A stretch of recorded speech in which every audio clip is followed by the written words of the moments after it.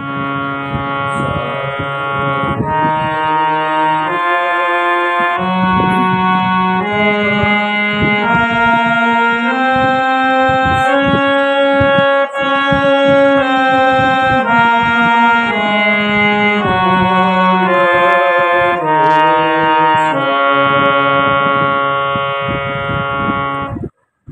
Video देखने वाले दर्शकों को मेरा नमस्कार। आज मैं स्वर ज्ञान के लिए एक ऐसा एक तरीका मैंने जो खुद आजमाया हुआ है वो मैं आपको बताना चाहता हूँ।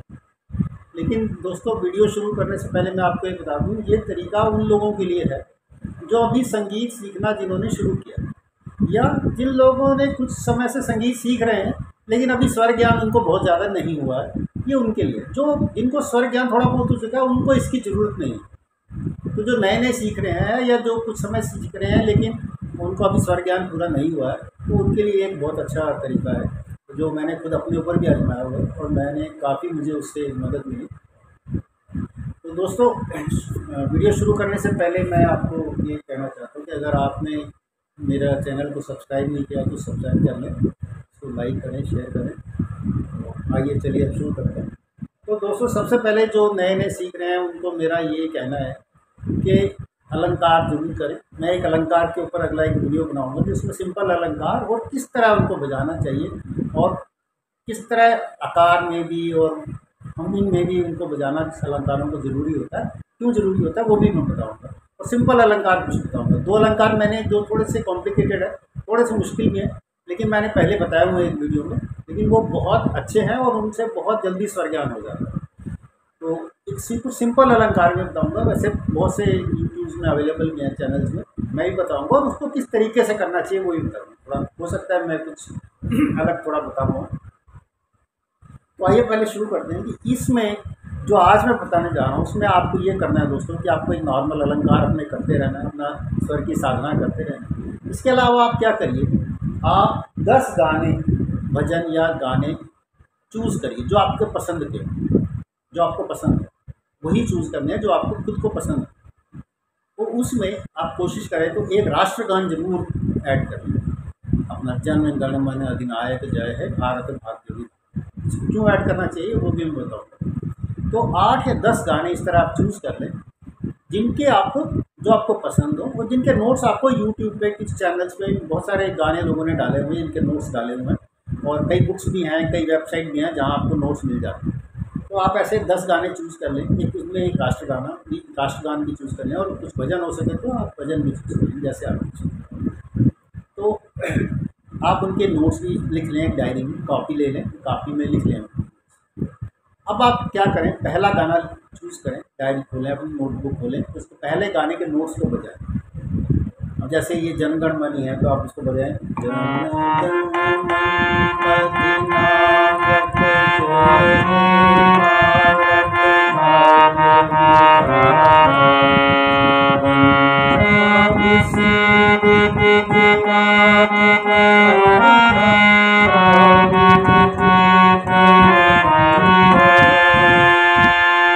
जैसे इस तरह ये पूरा बजता है राष्ट्रगान। इस राष्ट्रगान को जरूर बजाएं। इसमें क्यों मैं बार बार राष्ट्रगान का बात कर रहा हूँ, इसका एक कारण, इसका कारण ये है कि इसमें स्वर के कुछ टुकड़े हैं। एक क्या टुकड़ा है और एक टुकड़ा है रे मा। ये टुकड़े 2-3 बार आते हैं, दोनों रेगा मा और रेमा गा। तो किस तरह रेगा मा में आवाज़ नीचे से धीरे धीरे ऊपर जा रही है और किस तरह दूसरे टुकड़े में आवाज़ नीचे से पहले ऊपर जाती है और फिर थोड़ी सी नीचे आती है। ये डिफरेंस आपको समझ में आएगा। ये रेगा मा और दूसरा रेमा गा, ये 2-3 बार, दोनों टुकड़े 2-3 बार इस राष्ट्रगान में यूज हुए। तो इससे आपको आवाज़ कैसे एहसास समझ आएगा कि आवाज़ कैसे एक टुकड़े में आवाज़ पहले नीचे से ऊपर जाती है और फिर थोड़ी सी नीचे आती है और दूसरे में नीचे से धीरे धीरे ऊपर ही जा रही है। तो ये चीज़ आपको समझ में आएगी, इसलिए मैंने राष्ट्रगान बोला।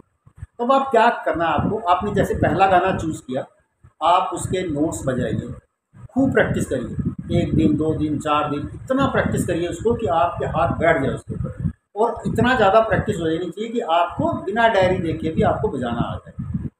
ठीक, जब ये आपको हो जाए, अब आप उस गाने को भूल जाइए। उस पेज को, डायरी के, नोटबुक के पेज को आपने देखना भी नहीं। अब आप दूसरा गाना पकड़ लीजिए, उस गाने की इसी तरह नोट्स लिखे हुए हैं आपने, उसको बजाइए। उसमें जैसे ये गाना बहुत अच्छा है, जो मुझे भी पसंद है और सिंपल भी है, वो आप यूज़ कर सकते हैं। एक प्यार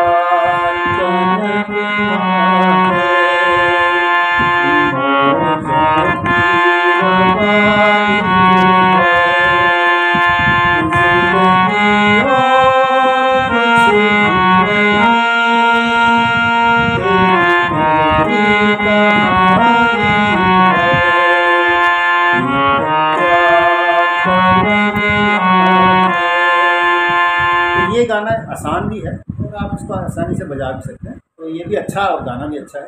तो ये आप चूज़ कर लें, इसको बजाएं, खूब प्रैक्टिस करें इसकी।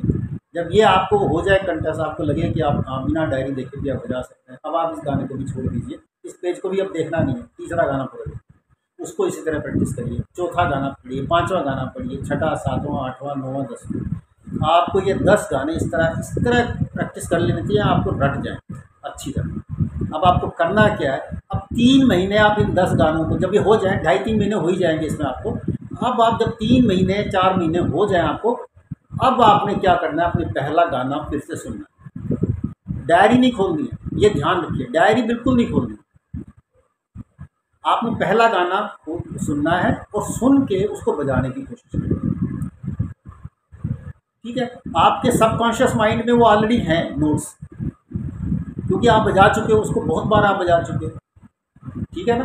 तो आप उसको, अब आप अपने माइंड से याद करके गाने को सुनिए या भजन को सुनिए और अपने उस स्वरों को याद करने की कोशिश करिए। मेरा ऐसा दावा है कि 60 से 70% नोट्स आपको याद आ जाएंगे, आपको याद आ जाएगा ये बजता है, इसमें ये बजता है। ये जो कुछ 25-30% नहीं याद आएंगे, वो आप कोशिश करिए निकालने की। आपको डायरी नहीं देखनी है, मतलब फिर बार बार मैं यही बात बोल रहा हूँ कि अब डायरी आपको खोलनी ही नहीं है उस पेज की जिसमें ये नोट्स लिखे हुए। जो 25-30% नहीं याद आए, वो आप फिर से गाना सुनिए। जहाँ जहाँ नहीं याद आ रहा है आपको या आपको डाउट लग रहा है, वहाँ उस गाने को फिर से सुनिए, सुनने की कोशिश करिए कि वहाँ आवाज़ क्या हुआ, आवाज़ ऊपर गई या नीचे गई, अगर ऊपर गई तो कितना ऊपर गई, नीचे आई तो कितना नीचे आई, या ऐसा तो नहीं थोड़ा सा ऊपर जाके काफ़ी नीचे आई, या थोड़ा सा नीचे जाके फिर ऊपर गई। तो ये चीज़ है, ये समझने की कोशिश करिए उस जगह पे जहाँ आपको याद नहीं आ रहा। जब ये आप हो जाए, आप अपने नोट्स, आपको लगे कि ये वाला नोट लग रहा है, आप उसको एक पेंसिल से कहीं लिख लीजिए। जब आपको पूरा गाना इस तरह आपको लगे कि हाँ बिल्कुल पूरे गाना आ गया, याद नोट्स याद आ गए, जो नहीं आए मैंने सुन के मेरे हिसाब से ये नोट लगना चाहिए, आपने सोच लिया। अब आप डायरी खोलिए, डायरी खोल के अब आप कंपेयर कीजिए कि आपके नोट्स जो सही हैं सारे। मेरा उम्मीद है, ऐसा मेरा अंदाज़ा है कि 80 से 90% नोट सही ही होंगे, आपको याद होंगे, क्योंकि हम एक बार जब हम रट लेते हैं तो काफ़ी कुछ चीज़ें हमारे दिमाग में याद रहती हैं। लेकिन हो सकता है 5 या 10% ऐसे, कुछ 5-7 नोट ऐसे हों जो गलत लगते हैं। हो सकता है आपने जैसे धा चूज कर लिया और हो सकता है उस जगह कोमल धा लगा हुआ हो या कोमल नहीं लगा हो, इस तरह हो सकता है जरा सी आपसे गलती होगी। जब अगर कोई ऐसी गलती हो गई है, अगर नहीं हुई है तो बहुत ही अच्छी बात है, जिसका मतलब तो आपको स्वर ज्ञान की दिशा में आपने एक स्टेप बढ़ा लिया। लेकिन अगर फिर भी अगर गलती हो गई है तो कोई बात, अब आप क्या करिए, अब आप गाने को फिर उसी जगह आपको बार बार सुनिए और देखिए कि आपने जो अंदाज़ा लगाया वो क्यों गलत है, डायरी में जो लिखा है वो क्यों सही है, उसको आप समझने की कोशिश कीजिए। मैंने एक पहले वीडियो में भी आपको एक बार बताई थी ये बात कि अगर आपको सुनना आ गया तो आपको आधा संगीत आ गया, अगर सुनना हमें आ गया तो आधा संगीत तो हमें आ गया, सुनने से ही संगीत आता है। अभ्यास तो अपनी जगह है ही है, हारमोनियम का अभ्यास करना तो अपनी जगह है ही है। अगर हमें सुनना आ गया तो हमें फिर गाना भी आ जाएगा, बजाना भी आ जाएगा, क्योंकि तो सुनने से हमें अंदाज़ा होने लग जाता है कि आवाज़ यहाँ कितनी ऊपर गई या कितनी नीचे आई, कैसे हुई, आवाज़ कैसे मूव कर रही है। तो ये सुनना अगर आ गया तो जहाँ जहाँ आपको अगर कोई एक आध गलती हो भी गई है, कोई दिक्कत नहीं, आप उस जगह पर सुनिए, उस शब्द को सुनिए गाने में, तो फिर सोचिए कि ये जो डायरी में लिखा है वो मैच कर रहा है या जो आपने सोचा वो मैच कर रहा है। तो जो डायरी में लिखा हो वही सही होगा, क्योंकि जो नोट्स यूट्यूब में डाले लोगों ने, एक्सपर्ट ही हैं वो, तो वही सही होंगे। तो लेकिन आपको ये समझ आ जाएगा कि वो क्यों सही है।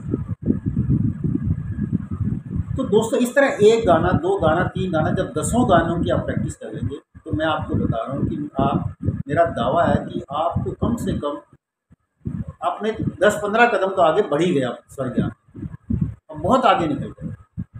क्योंकि ये गाने जब एक बार आपने इस तरह समझ लिए ना, आपको दोबारा डायरी देखने की ज़रूरत ही नहीं पड़ेगी। अब मैं वो राष्ट्रगान का अपना आपको एक्सपीरियंस बताता हूँ कि जो मैंने बताया इसमें कि रेगा माँ और रेमा गा आता है। जब मैं नया नया सीख रहा था ये संगीत, तो मैंने ये राष्ट्रगान सीखा था, तो मेरे से हमेशा गलती हो जाती थी, या रेमा गा लगना है या रेगा माँ लगना है, मुझे समझ नहीं आता। तो मैं बड़ा निराश होता था, यार क्या है, मुझको इतना ही नहीं समझ आ रहा। लेकिन दोस्तों आज क्या मुझे वो समझने की ज़रूरत है, ये याद रखने की ज़रूरत है? बिल्कुल भी। क्यों? आज मेरा स्वर ज्ञान इतना ज़्यादा बढ़ चुका है, मतलब बहुत ज़्यादा तो नहीं बढ़ा, लेकिन फिर भी इतना बढ़ चुका है कि जब मैं जैसे ही इसको बजाऊंगा, मेरे अपने आप दिमाग में आ जाएगा कि यहाँ रेमा गा लगना है या रेगा मा लगना है। वो अपने आप ही दिमाग में आ जाता है, मेरे को कुछ सोचने की जरूरत नहीं है। मतलब गले में आवाज़ आएगी, उससे पहले ही मेरी उंगली उसी स्वर पर चली जाएगी। तो ये जो चीज़ हो गई, ये चीज़ इसी वजह से हुई कि पहले मैंने सिर्फ बजाना सीखा नोट्स देख के, और फिर धीरे धीरे फिर मैंने एक दिन मैंने ये निश्चय किया कि मैं डायरी नहीं देखूँगा। मैं बिना डायरी देख के मैं कोशिश करता हूँ कि मैं बजा सकता हूँ कि नहीं बजा सकता, और मैंने देखा, मैंने बजा लिया। तब मुझे लगा कि मेरे को इतना कॉन्फिडेंस हुआ कि इसका मतलब मेरे को खुद स्वर ज्ञान हो गया। तो दोस्तों यही मेरी आज की सलाह है। तो आप इस चीज़ को ध्यान रखिए, 8-10 गाने नोट करिए, नोट्स नोट कर लीजिए, कोई हर्ज नहीं है, बजाइए उनको, फिर 2-3 महीने बिल्कुल भूल जाइए। आप उनको देखना भी नहीं, सोचना भी, डायरी भी नहीं खोलनी।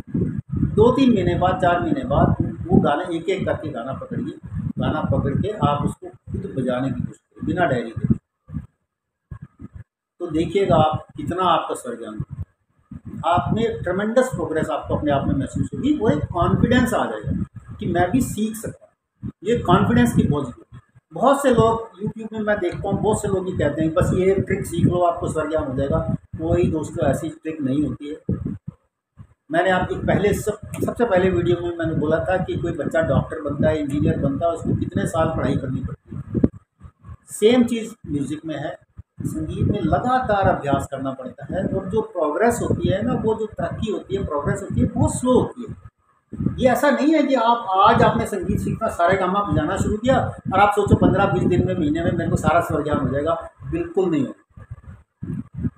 बहुत धीरे धीरे ये प्रोग्रेस होती है, बस लगे रहना पड़ता है। और इसमें कोई बहुत ज़्यादा, जैसे मैंने पहले भी मैं एक वीडियो में कह चुका हूँ, इसमें कोई बहुत ज़्यादा इंटेलिजेंस की ज़रूरत नहीं होती है, सिर्फ अभ्यास की ज़रूरत, एक बेसिक समझ की ज़रूरत है। वो बेसिक समझ हम सब में, दुनिया का कोई भी आदमी म्यूज़िक सीख सकता है, संगीत सीख सकता है, क्योंकि बेसिक समझ चाहिए। वो बेसिक समझ सब में हो, सिर्फ अभ्यास की जरूरत है। अभ्यास करोगे हो जाएगा। आप ये करके देखिए, 8-10 गानों को करके देखिए, करके आप खुद देखिए आपके अंदर कितना कॉन्फिडेंस है।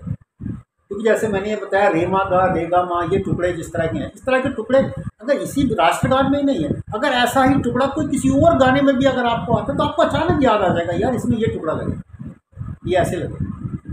ये जितने भी राग होते हैं उनमें इसी तरह के टुकड़े होते हैं, स्पेसिफिक राग, स्पेसिफिक टुकड़े होते हैं जो उसी राग में लगते हैं, किसी और जगह नहीं लगते। तो वो जैसे ही वो टुकड़ा बजता है, तो जो ये संगीत के एक्सपर्ट होते हैं उनको तुरंत समझ आ जाता है कि ये वाला राग का गाना चल रहा है। तो इसी तरह ये जैसे रेमा का, रेगा मा का मैंने एग्जाम्पल दिया, इसी तरह बहुत सारे टुकड़े होते हैं जो कई एक्सपर्ट्स ने इसमें डाला भी हुआ है। अगर मेरा भी मौका लगा तो मैं भी बताऊँगा। कई रागों में कुछ स्पेसिफिक टुकड़े होते हैं जो कि वो बजाते ही तुरंत अंदाज़ा हो जाता है कि ये वाला राग बज रहा है, ये इस राग पे आधारित है ये। तो दोस्तों यही मेरा आज का कहना था। आप ट्राई करिए इसको, बहुत आपको तरक्की होगी, आपकी बहुत प्रोग्रेस होगी।